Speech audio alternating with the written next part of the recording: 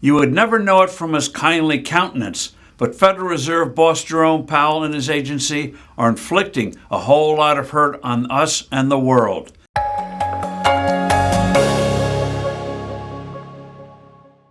Hello, I'm Steve Forbes, and this is What's Ahead, where you get the insights you need to better navigate these turbulent times. Central bankers, economists, government financial officials, and financial market poobahs from around the world congregated last week for the annual Jackson Hole Economic Symposium, put on by the Kansas City Federal Reserve Bank. The highlight was the keynote speech by Fed head Jerome Powell, who declared that the time for cuts in interest rates is at hand. The financial markets loved it.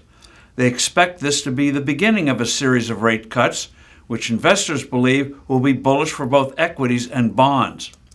Unfortunately, though, the good feelings are misplaced. The problem is that the Federal Reserve's operating models and principles are fundamentally flawed. Start with inflation. The Fed believes prosperity is the cause. A vibrant economy sends up wages and prices, hence steps must be taken to slow down the economy. In their mind, the cure is more unemployment. That's preposterous.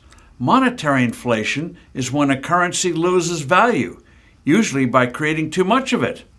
The real cure is stabilizing its value. Yet there's nary a central banker anywhere these days who talks about a stable currency. It's like doctors dealing with pneumonia and ignoring antibiotics.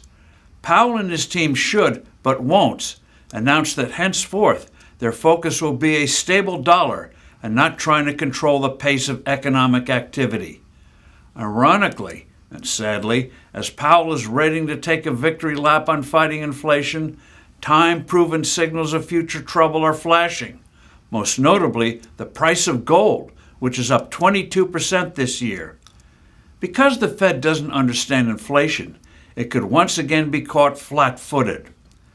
Our central bank must also cease distorting credit markets, which harms small businesses.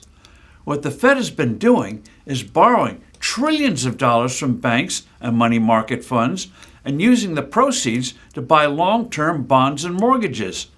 It pays over 5% in interest on these borrowings. This is why short-term interest rates are higher than longer ones. The Fed is taking money that could otherwise be lent to smaller businesses and using it to help fund the national debt. Instead, it should reduce with all deliberate speed its holdings of long-term bonds. Powell should also reverse or sharply revise its so-called bank stress test. Each year, the Fed tries to calculate how our larger banks would withstand a serious recession. The intent is to avoid the near-cardiac arrest the financial system experienced in 2008. But the result is that it pushes banks to favor larger borrowers. Regulators, if they're doing their job, don't need such exercises to determine whether a bank is sound or not. Anyway, in an unpredictable world, nasty surprises will crop up. The Fed is getting applause right now, but both its performance and its operating principles don't merit it. I'm Steve Forbes. Thanks for listening. Do send in your comments and suggestions. I look forward to being with you soon again.